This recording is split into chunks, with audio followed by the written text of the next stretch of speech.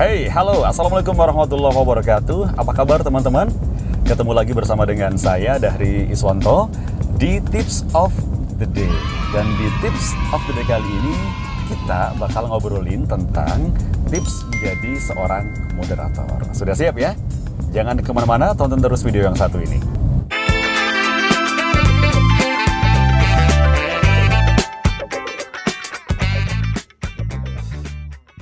Oke, buat Anda yang baru saja menonton channel ini, yang belum subscribe, ya, ditonton dulu video ini sampai selesai, kemudian di subscribe, di like, dan di komen videonya.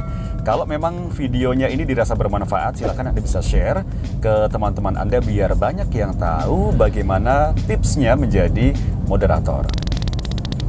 Oke, kalau Anda sering mengikuti seminar atau workshop, mungkin sering melihat ya, ada satu orang yang dia itu bertugas memimpin jalannya panel diskusi pada saat seminar atau workshop. Nah, orang tersebut yang dinamakan sebagai moderator. Jadi moderator itu adalah seseorang yang bertugas untuk mengatur lancarnya jalannya panel diskusi dalam seminar dan workshop, sehingga tujuan dari workshop atau seminar tercapai.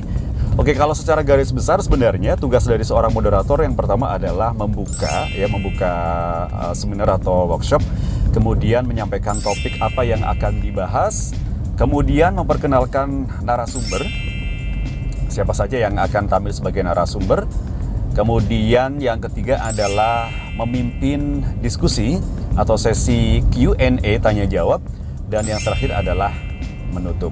Nah, ini dia beberapa tips seputar tugas dari seorang moderator saat dia melaksanakan tugasnya.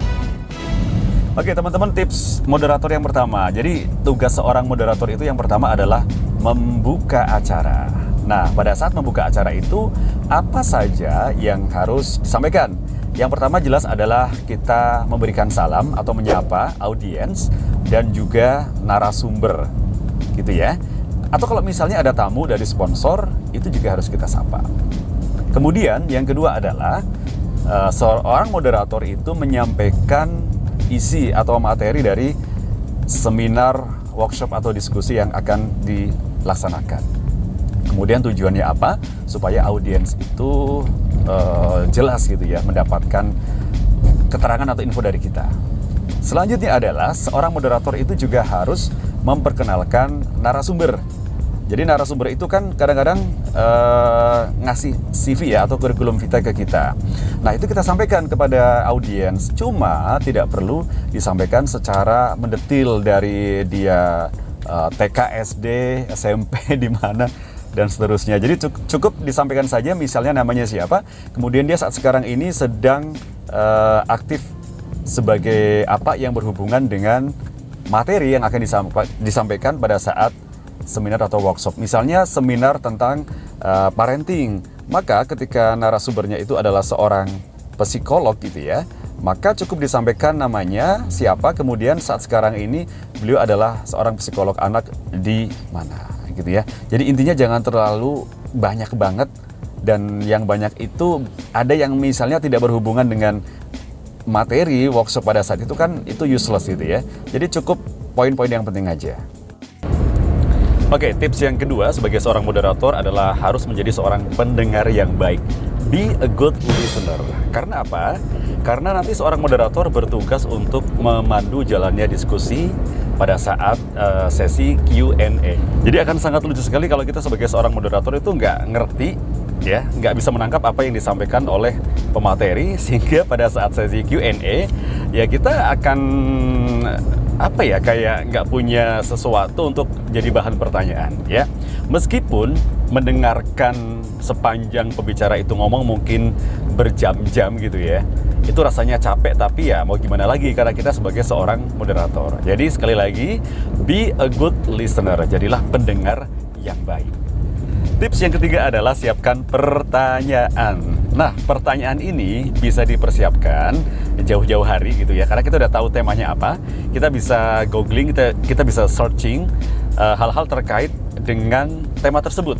Artinya pertanyaannya bisa dipersiapkan sedari awal atau bisa dipersiapkan mendadak pada saat teman-teman sedang menyimak pemaparan dari pemateri. Jadi mungkin ada hal-hal yang memang itu bisa dijadikan pertanyaan pada saat penyampaian materi itu, teman-teman bisa dicatat kemudian dijadikan sebagai pertanyaan. Jadi sekali lagi, ada dua cara untuk kita menyiapkan pertanyaan. Yang pertama adalah pertanyaan itu kita sudah siapkan jauh-jauh hari atau pada saat acara berlangsung.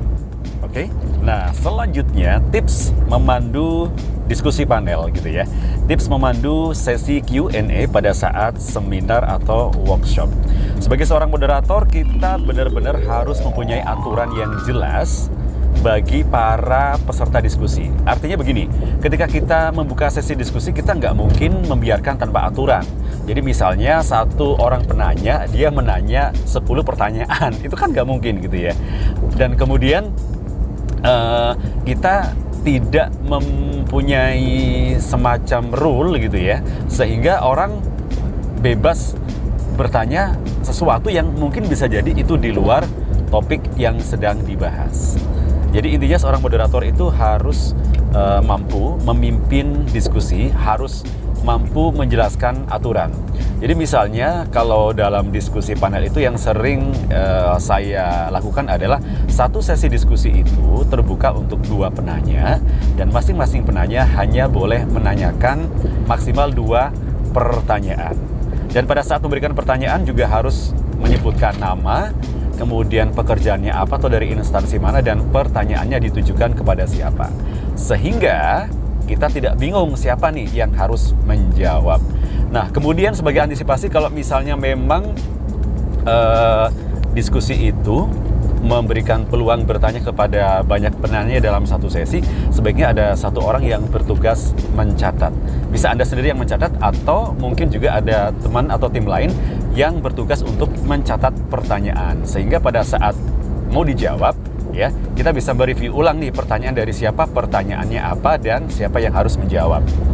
Sebelum ke tips yang terakhir, ada satu yang aku lupa. Jadi sebagai seorang moderator, itu memang mestinya mengetahui atau mempelajari materi yang nanti akan dibahas sebagai bahan dari seminar.